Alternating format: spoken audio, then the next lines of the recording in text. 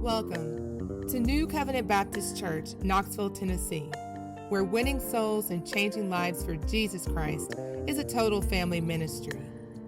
We would love for you to join us on Sunday mornings at 11 a.m. for our worship service celebration, live on Facebook and YouTube. We invite you to connect with us on Zoom, Sunday mornings at 9 a.m. for Family Bible Hour, and every Wednesday evening at 6:45 p.m. for our weekly prayer service and Bible study. For more information on how you can connect with us, contact our church office at area code 865-671-3370. And we look forward to fellowshipping with you real soon.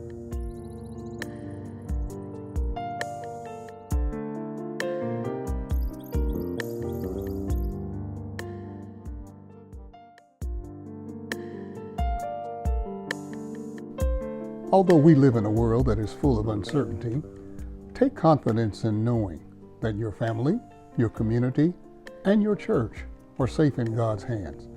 Hello, Frederick Brapson here, Senior Pastor of the New Covenant Baptist Church family and home of the Relevant Word Ministry broadcast. Thank you for taking the time to view our broadcast, and please know that it is our sincere desire to share with you God's Word with simplicity, clarity, and certainly with relevance for our lives in these uncertain times. May God bless your life as you seek to hear from Him according to His Word. And I'll see you in worship. Again, thank you for joining us.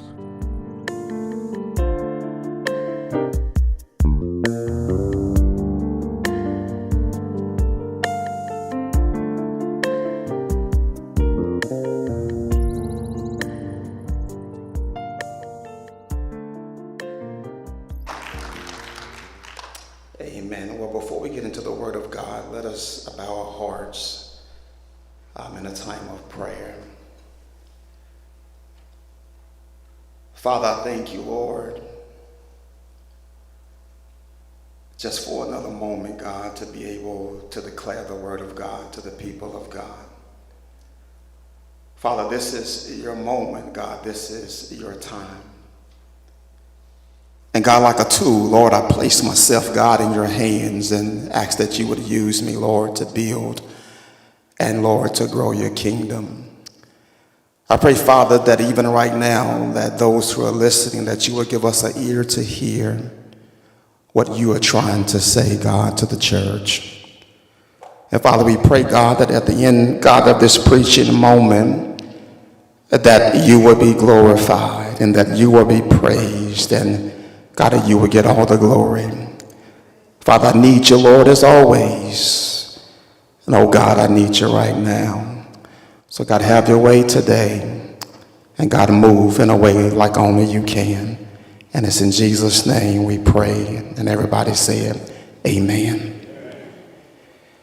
Amen. There are some times when it comes to the Word of God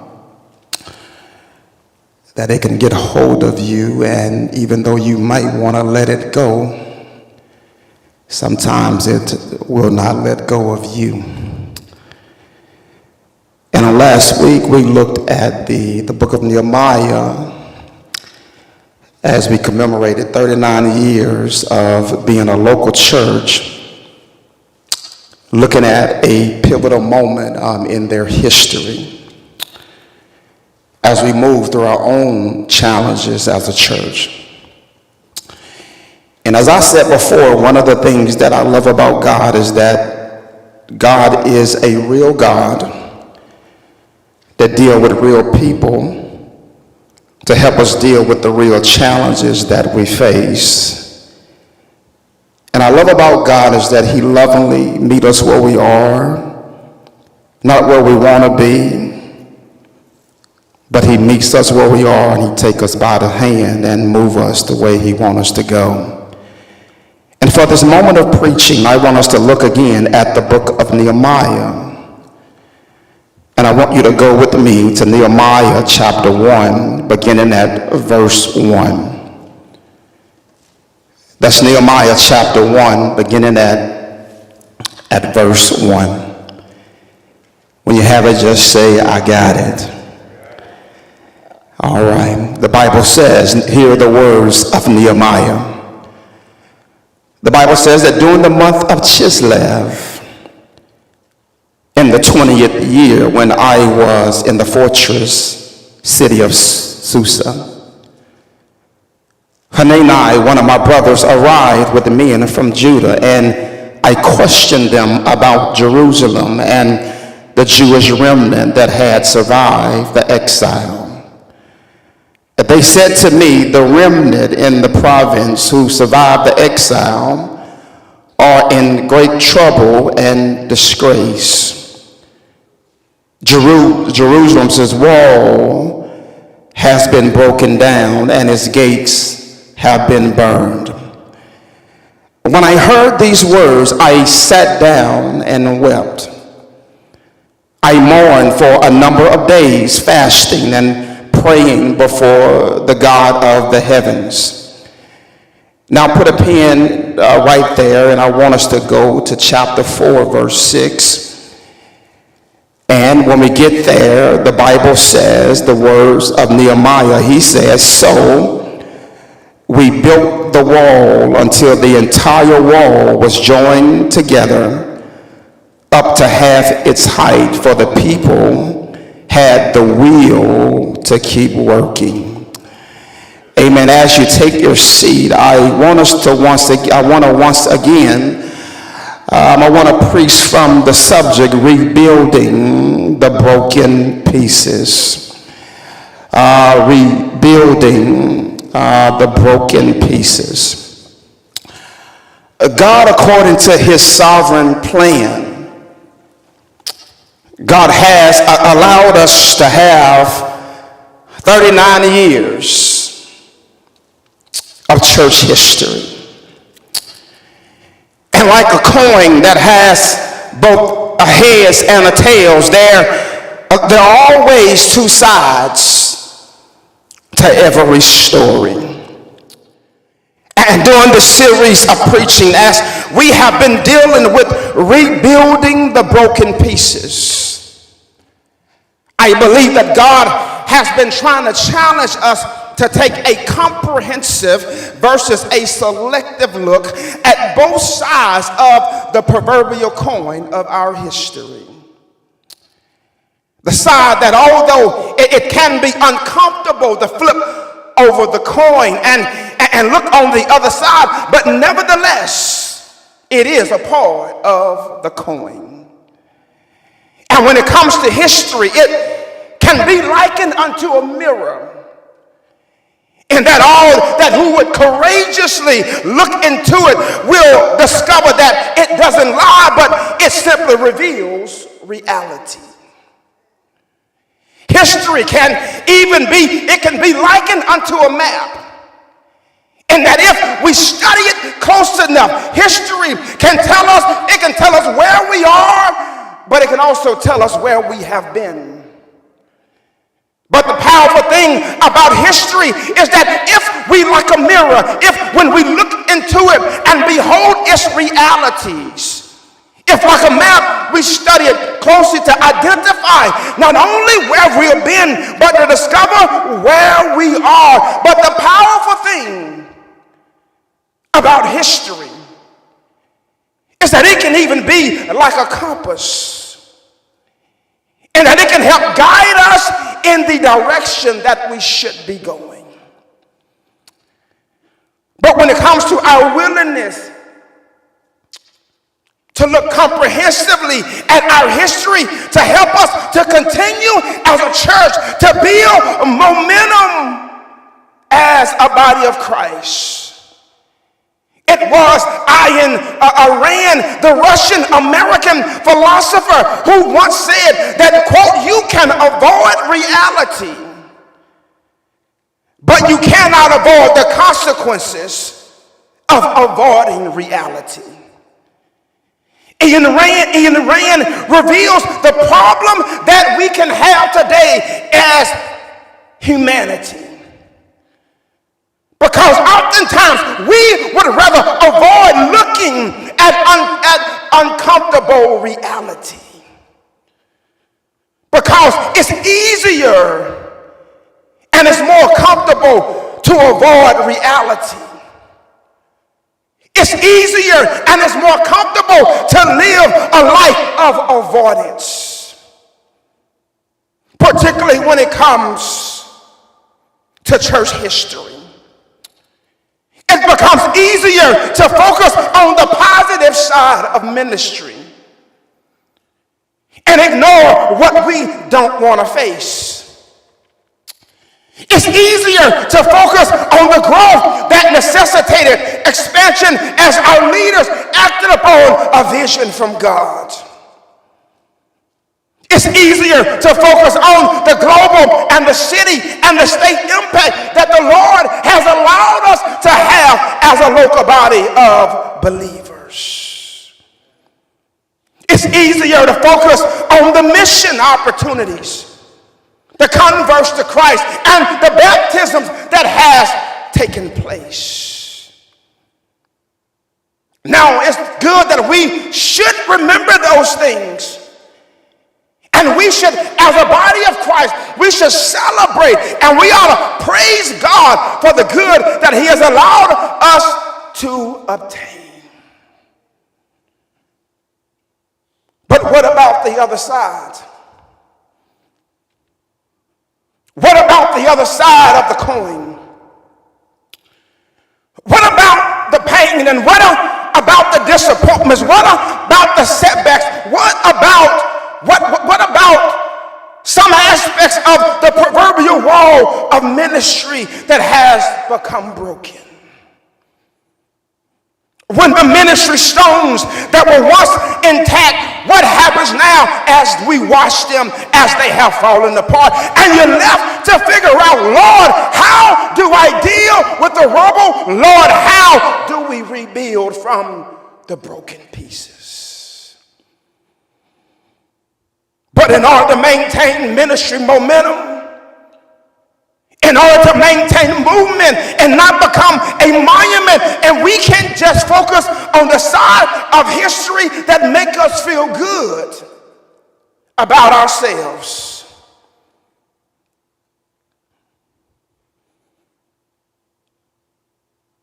But we sometimes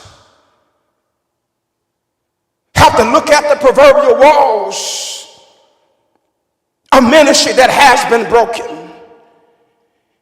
And it's in the book of Nehemiah where the nation of Israel, the southern kingdom of Judah, is forced to deal with the other side of their history in the city of Jerusalem. Since the time that David conquered this Jebusite city around 1000 BC until the time of the days recorded in the book of Nehemiah, they have had about 555 years of history in Jerusalem. They've enjoyed seasons of success. They've enjoyed seasons of growth. But in the book of Nehemiah, we see the other side of the coin. There is debris and there is rubble everywhere. The Babylonians, because of their sin, they have torn down the walls of Jerusalem as they have fallen into the judgment hand of God. And now, as they have been released from Babylonian exile, they have to figure out, Lord, how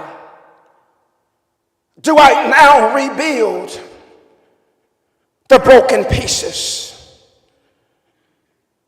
But I came to tell you this morning that there is hope in the narrative. There is encouragement in the narrative. There is a reason to hold our heads up high in the narrative. There is a reason to keep pressing forward in the narrative. There is a reason to keep trusting God in the narrative. Because we have to be careful about looking at the proverbial broken walls in the life of God's people and declaring that it's over. Declaring that all hope is gone. But I submit to us this morning on this first Sunday in May that present brokenness is not indicative of future possibilities. Because we've discovered in the narrative has revealed that God helped Judah to rebuild the walls of Jerusalem in 52 days. We discovered that God helped them to rebuild the broken pieces. So as long as God is on the throne and we submit to his will and his ways, there is always a chance that we can rise from the rubble. But as we look at this narrative again, church, the question it now becomes, how did God do it? How did the walls go from being broken down to being restored? What steps did Nehemiah and Judah take in rebuilding the broken pieces? Well, if we're going to rebuild the broken pieces, the narrative reveals, number one, is that the discontentment must drive rebuilding conversations. The discontentment, it has to drive rebuilding conversations. As Nehemiah tells his own story, the Bible says in Nehemiah chapter 1, the Bible says that during the month of Chislev, in the 20th year, he says, when I was in the fortress city of Susa, he says, Hanani, one of my brothers, arrived with men from Judah, and I questioned them about Jerusalem and the Jewish remnant that had survived the exile. They said to me, the remnant in the province who survived the exile, he says, they are in great trouble and disgrace. Jerusalem walls has been broken down and its gates has been burned.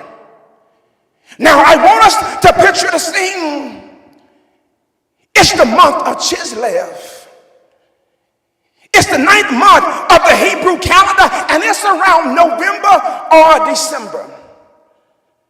It's the 20th year reign of the Persian king Artaxerxes, who is now in world power. So it's around 445 BC. Now this timing is significant because the walls have been down since about 586 BC when the Babylonians destroyed them. This is significant because that means that the walls have been down for a little over 140 years. But while Nehemiah is in the winter palace of the king, the Bible says that his brother Hanani and some other men from Judah, that they showed up at the palace. They didn't have combustion engines. They couldn't book a flight from American Airlines to get to where Nehemiah was. But they traveled by animal on about a 900-mile journey to Judah during the winter season. Now you know that when it's cold outside, we ain't going nowhere. Even with heated seats and steering wheels, we ain't going nowhere, even to go up the road to Waggles. Let alone travel in the wintertime. These men, they didn't have a heated donkey, yet they traveled in the winter season. Around 900 miles in the wintertime. And they did it because after 140 years of looking at the torn down walls, after hearing the people complain about the conditions in Jerusalem, they became discontented. They became dissatisfied, and they realized that if things are going to change, then we have to have a conversation about our condition. They said, pack up the donkey. They said, I don't care that it's winter outside, but all I know is that I'm tired of looking at the torn down walls, and we got to have a conversation with Nehemiah.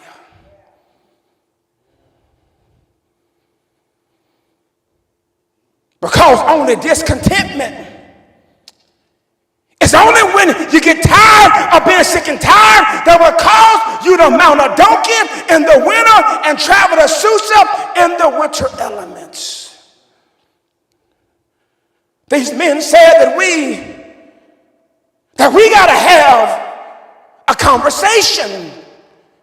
They said we got to talk to Nehemiah. Because it's when you become discontented enough.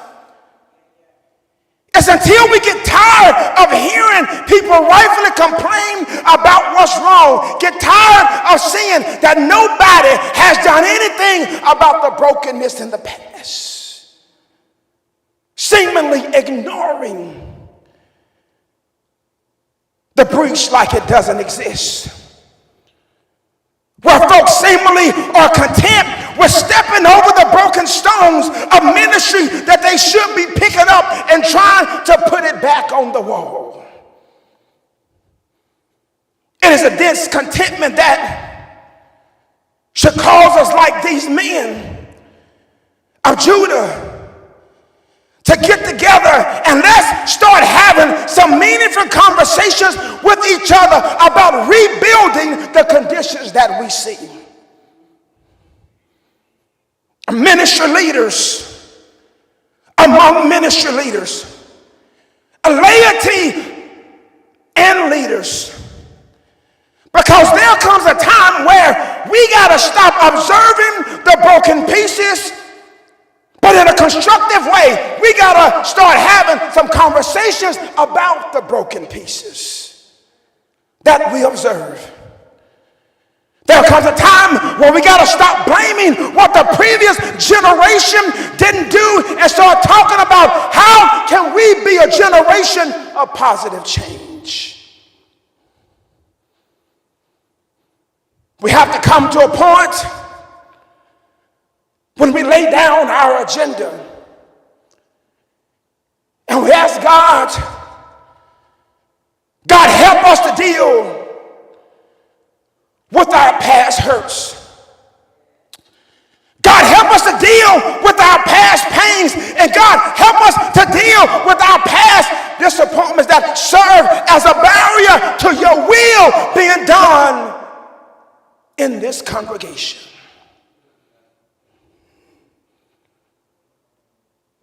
And we got to start having rebuilding conversations. Conversations about what's broken. Talking about what's broken in ministry instead of suffering in silence. Now these men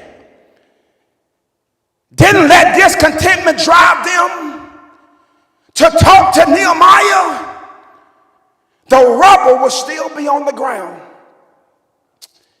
If these men did not allow their discontentment and their uncomfort for what was going on around them, the rubble of Jerusalem, it will still be there. The gates will still be burned, and the city will still be in need of restoration. The Bible says that these men, they left Judah and came to Susa in the winter after a little over 140 years of destruction. And after hearing the disgrace of the people, they came there to start a rebuilding conversation with Nehemiah about the walls of Jerusalem. But as the narrative unfolds, if we're going to rebuild the the broken pieces, not only do we see that discontentment must drive rebuilding conversations, but secondly, we see that broken hearts precedes rebuilding broken walls. Broken hearts precedes rebuilding broken walls, because the Bible says in Nehemiah chapter 1, verse 4, the Bible says, Nehemiah says, when I heard these words, Nehemiah said that when my brother came and told me about the condition of Jerusalem, Nehemiah, he said that I sat down and all I can do is weep. Nehemiah said I sat down, all I can do was cry about the condition of Jerusalem. Now picture the scene. Nehemiah, after engaging in conversation with his brother Hanani and the men from Judah, after hearing of the broken walls of Jerusalem, after hearing of the disgrace that the people felt, Nehemiah said that I sat down and I wept. Nehemiah says that the news of destruction was like a water dam being breached. He says, the concern, it broke the dam of my heart, and all I can do was allow the tears to flow out of my eyes. Nehemiah said, all I can do is weep and cry uncontrollably. Because, see, Jerusalem was near to the heart of Nehemiah. Because his ancestors lived there. His relatives lived there and they were buried there.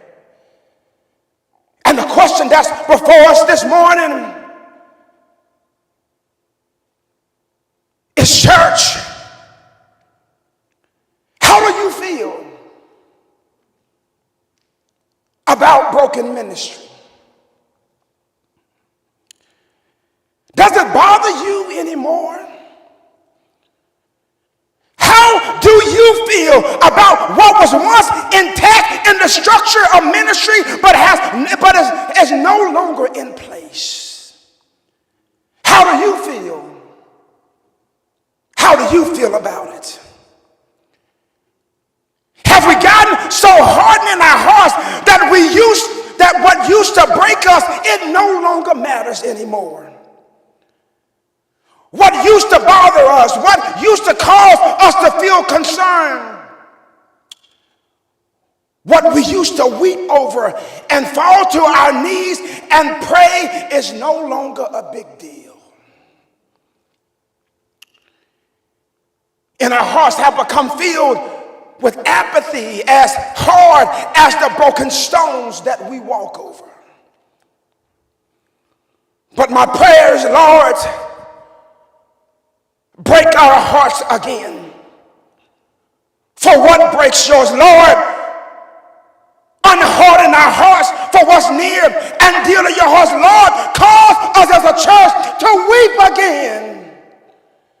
God calls us to cry out to you again. God calls us to weep again over the broken pieces of ministry.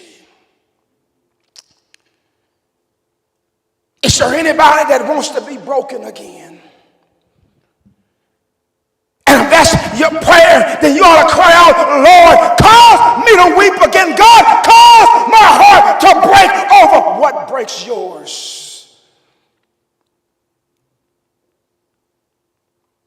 When was the last time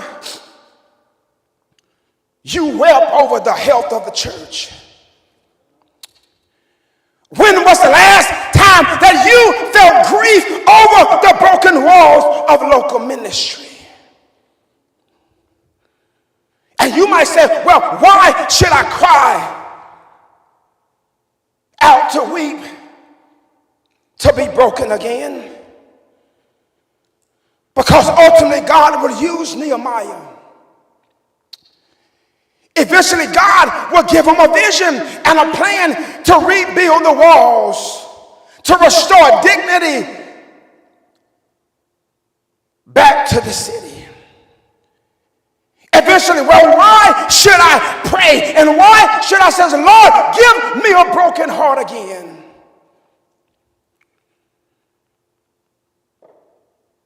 Because God will use Nehemiah to restore what had been broken. But first, his heart was broken for what God will use him to restore. And it's until the heart becomes broken for the broken walls, a ministry that God can begin to use us in his rebuilding work. And because Nehemiah was broken, in the latter part of the verse, Nehemiah said, because I was broken, Nehemiah, he said that I mourned for a number of days. He says, I mourned for a number of days, fasting and praying before God, before the God of the heavens. And what I love about Nehemiah is that Nehemiah mourned. And Nehemiah's grief didn't cause him to become hopeless and drive him to despair. But his grief drove him to his knees in prayer. His grief caused him not to become hopeless, not to become be in despair. But Nehemiah, he understood that what was going on in the life of Jerusalem, he had to go down on his knees in prayer.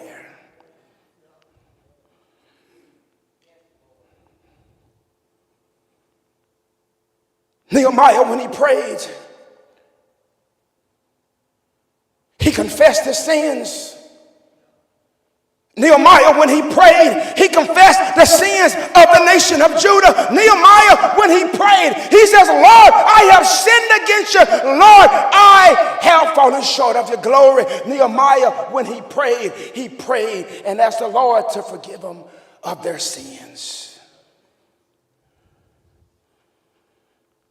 Because Nehemiah, he is about to need favor from the Persian king to do what God is calling him to do. And what I love about Nehemiah is that he didn't worry about what others didn't do. But he asked himself, what can I do? And could it be that we have been asking God the wrong questions? Nehemiah didn't ask what others could do. Nehemiah didn't ask why nobody has done anything about the broken walls for the past 140 plus years. And Nehemiah, he didn't want to know what his brother Hanani would do. But Nehemiah's prayer, according to verses 5 through 10, implies that Nehemiah wanted to know, Lord, what is it that I can do? He wanted God to show him favor before the Persian king. So Nehemiah, he wanted to know God, not what everybody else can do, but God, what is it that I can do? See, this reveals that if broken walls are going to be restored, we got to stop asking God, when is brother so-and-so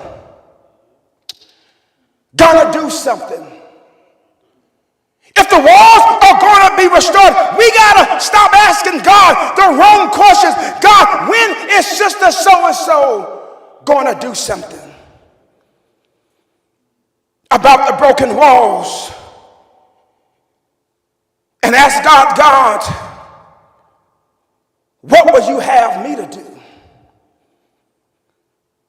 with the the authority and the influence that I have, with the gifts and talents that you have given me, with the resources that you have given me, with the influence that you have given me, and how may I take what you have given me to do my part in rebuilding the wall? And as a caring, concerned, non-apathetic person, Nehemiah began to weep and Nehemiah began to pray, Lord, how can you use me? And that should be our individual cry today. Is God, show me how you want to use me. Besides, I don't belong to myself anyway, but I have been bought with the precious blood of Jesus. So Lord, not my will, but God, let thy will be done in my life. Hear me today, because it's until our hearts become broken. It's until we begin to weep over the broken walls. It's only then when the heart is in the right posture to be used by God.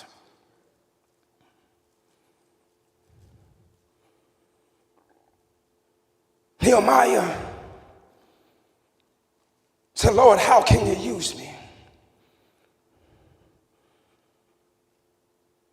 But as the narrative unfolds, not only do we see that discontentment must drive rebuilding conversations, not only do we see that broken hearts precedes rebuilding broken walls, but thirdly and finally, we have to keep rebuilding in spite of our position. Because by the time we get to chapter 4, the Bible says in chapter 4 of Nehemiah, chapter 4, verse 6, the Bible says so. Now let me pause for a moment, that then we'll begin to proceed in the narrative, but let me address the conjunction in the text. Nehemiah said so. So is a conjunction that ties what precedes before it and what comes after it. And when we look at what precedes it, we discover that in the rebuilding of the walls, that after Nehemiah got to Jerusalem and inspected the walls after 3 days, after God gave him a vision regarding what he was supposed to do and who was supposed to work with him, after the leaders agreed that Nehemiah, we will rebuild. And you would think that because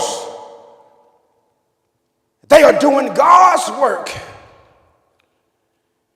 and trying to do their part, trying to work for the Lord with the gifts and talents that God has given them, you would think that everything will go smooth in the rebuilding process. But only if it was that easy, because just as they were trying to rebuild, trying to serve God, trying to lead in ministry, 3 times they were faced with opposition. The first time in chapter 2, verse 10, an adversary named Sanballat and Tobiah tried to stop them from rebuilding the wall that God told them to build. And the Bible says upon Nehemiah's arrival that they were displeased to see that Nehemiah had even showed up to help the people of Jerusalem to rebuild. See, sometimes you got to be prepared to deal with the opposition of the enemy. You trying to do what God told you to do. You just trying to let your light shine for Jesus. You're just trying to help the church grow, but watch out for the devil. The enemy who is against all that God is for. And as he worked through folks who doesn't want to see the walls rebuilt. Did you not know that there are people who would love to see the church fail. Did you know that there are people that who would rejoice and get excited about the church if they do not succeed? They want the church to fail. They want the church to not make it.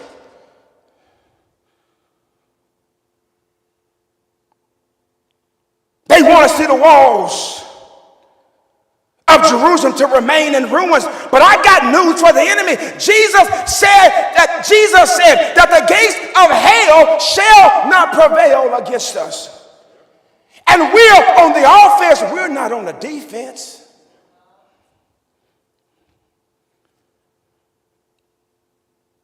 I got news for the enemy. And like Nehemiah said to his enemies in chapter 2, verse 11, Nehemiah said, the God of heaven will help us to succeed. The God of heaven who reigns supreme, that God will help us to succeed. But I wish I could tell y'all that that was the end of the invasion of the enemy. But the enemy showed up for a second time, but this time they recruit a third person named Geshem. In chapter 2, verses 19 through 20. But this time they mocked them and they looked down on Nehemiah and they questioned him about what God had told him to do. They questioned Nehemiah and said, what are you doing? Trying to rebuild the walls. Why are you in the city of Jerusalem? So have you lost your mind trying to rebuild the walls? And they asked Nehemiah, are you planning to rebel against the king? See, they have had a history of revolt, but they weren't revolting. They were just doing what God had told them to do. See, as a leader, everybody is not going to understand everything that God is leading you to do. Everybody is not going to understand the things that God has laid upon your heart and the direction that God is leading you. But then I wish I could tell you that was the end. But the enemy opposition showed up for a third time in chapter 4, verse 1. As they are starting to build the walls, the Bible says that Sanballat got angry. All because they are trying to rebuild the walls that God told them to rebuild. See, if you want to make the haters mad, start rebuilding. Because as long as we are doing nothing, as long as we are lying in the ruins, believers as we are lying in the ruins, believe it or not, some folk are happy about it. They hope the church doesn't succeed. But if God be for us, who in the world can be against us? I said, if God be for us, and he is, what devil in hell can be against us?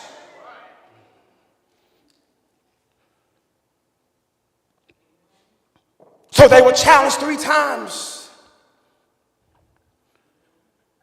3 times they could have given up.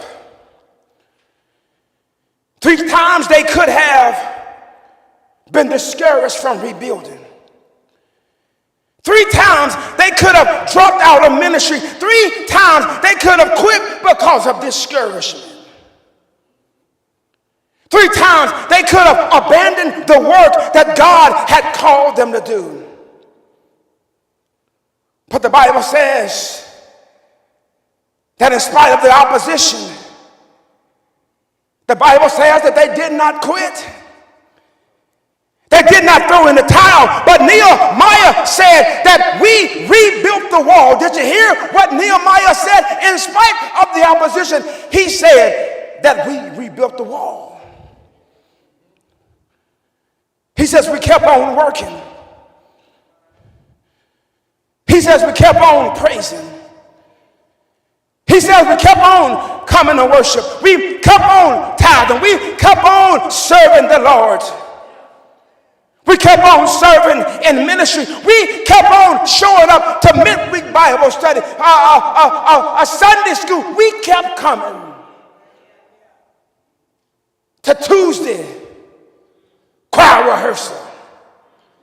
We kept showing up to all the things that God has laid in our charge. We did not quit, and we did not throw in the towel. So church, do not quit. Don't throw in the towel. But keep on working. Keep on serving. Keep on praising our God. Keep on doing what God has called us to do. Let's keep building. They said until the entire wall was joined together up to half its height, but the Bible says for the people, they had the will to keep working. In other words, church, they kept on rebuilding in spite of the opposition. They could have quit, but they kept on working. They could have stopped, but they kept on working. They kept on picking up the broken pieces and put it back on the wall to rebuild. They could have stopped doing what God had led them to do, but they kept on working. And God is saying to the church is that we got to keep on working. We got to keep on leading. We got to keep on working. In spite of discouragement, we got to keep on working. In spite of setbacks and disappointments, we got to keep on. We got to keep on working. Keep on doing the Lord's work. Keep on doing what God has called us to do. Now, it's not easy, but we got to keep on. We got to keep on working. And so, church, as we work for the Lord, don't let opposition stop us. Don't let opposition keep us from doing what the Lord has called us to do. Don't let opposition stop you from being faithful over what God has told you to be faithful over. Do your part and keep on working. Don't worry about what brother so-and-so is doing. Don't worry about what sister so-and-so is doing. But just say, Lord, what is it that you will have for me to do?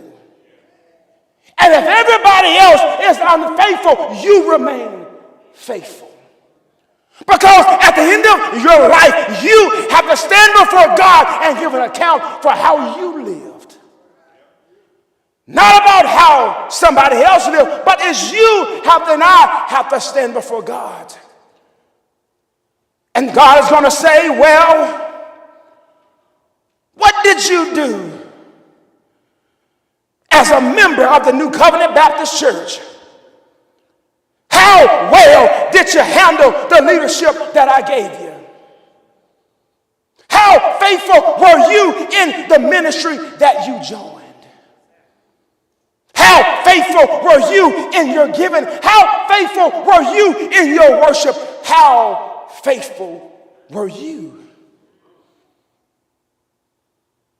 And if we're going to not become a monument and be a movement, the living organism that the blood of Jesus has saved us to become, we have to keep on working. We have to understand three things. that discontentment must drive rebuilding conversation. That broken hearts proceed rebuilding broken walls. And we got to keep rebuilding in spite of the opposition. Let us stand.